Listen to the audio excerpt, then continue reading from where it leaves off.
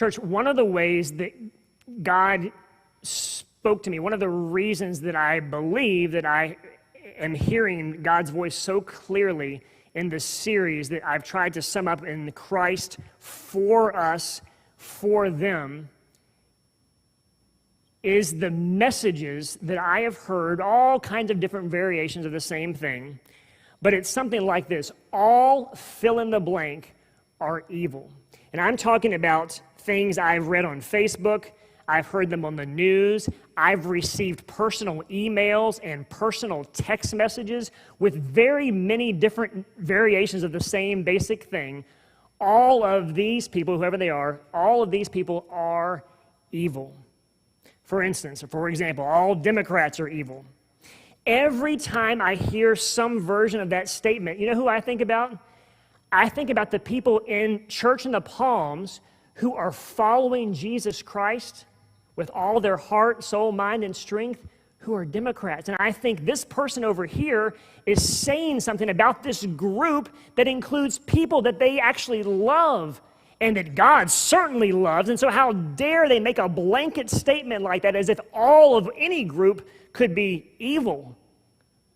These are people who are created in God's image and who've been redeemed by the blood of the Lamb. How dare we judge someone else's servant?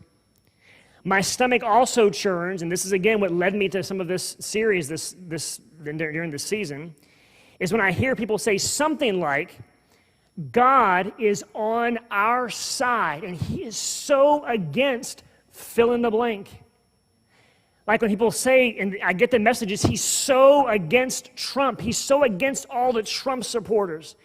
Every time I hear some version of that statement, I just get sick on the inside, because there are people, even in our church here at Church in the Palms, who love Jesus with all their heart, and they're avid Trump supporters. And so this person over here is throwing out this statement, and I think they believe it, that everybody on that side is wrong, bad, evil, going to hell, whatever the statement is.